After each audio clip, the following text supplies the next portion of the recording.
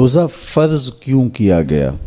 سویر سے لے کر شام تک سب کچھ ہونے کے باوصف بھوک اور پیاس میں وقت گزارنا اور میسر ہونے کے باوجود ایک گھونٹ بھی حلق سے نیچے نہ اترنے دینا، آخر اس میں کیا حکمت تھی؟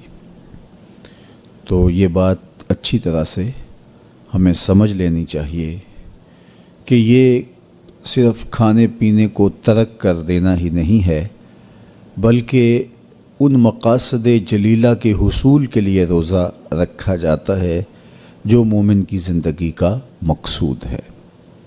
اور اگر کوئی شخص کھانا پینا تو ترک کر دیتا ہے لیکن ان امور سے نہیں رکتا جن امور سے روکنا ان روزوں کا مقصود تھا، تو اس کا روزہ نہیں کہلاتا۔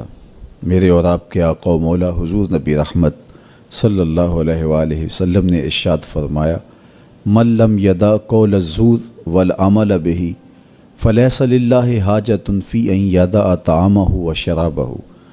جس نے جھوٹ اور اس پر عمل کرنا نہ چھوڑا، جھوٹے کام ترک نہیں کیے، اس کا بھوکا اور پیاسا رہنا اللہ کو منظور نہیں۔ اللہ کو کوئی ضرورت نہیں کہ وہ بھوک اور پیاس کاٹے۔ روزے میں تو ان امور سے بھی روک دیا گیا جو امور عام زندگی میں جائز تھے، جو مشروع تھے، مباح تھے، لیکن روزے میں ان جائز مباح امور سے بھی منع کر دیا گیا۔ طیب اور طاہر کھانے، خوبصورت مشروب، ان سے روک دیا گیا۔ آپ آب زمزم بھی نہیں پی سکتے جبکہ وہ متبرک پانی ہے۔ شہر مدینہ میں بیٹھ کر شہر مدینہ کی پکی ہوئی کھجوریں بھی آپ نہیں لے سکتے، اس لیے کہ آپ روزے سے ہیں۔ تو روزے میں آپ کو متبرک چیزیں کھانے سے بھی روک دیا گیا، متبرک مشروب پینے سے بھی منع کر دیا گیا۔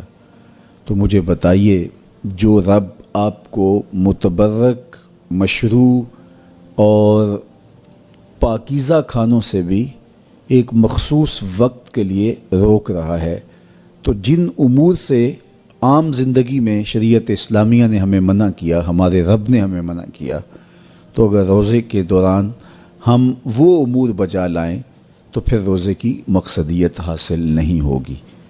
تو اسی لیے فرمایا جس نے جھوٹ اور جھوٹے کام نہیں چھوڑے، اس کے بھوکا اور پیاسا رہنے کی اللہ کو کوئی ضرورت نہیں ہے۔ تو وہ یہ چاہتا ہے کہ میرے بندے ان امور سے بھی جب رک جائیں گے جن امور سے عام زندگی میں نہیں روکا گیا، تو وہ لازمی طور پہ ان امور سے رکنے کی کوشش کریں گے جن امور سے اسے منع کیا گیا ہے۔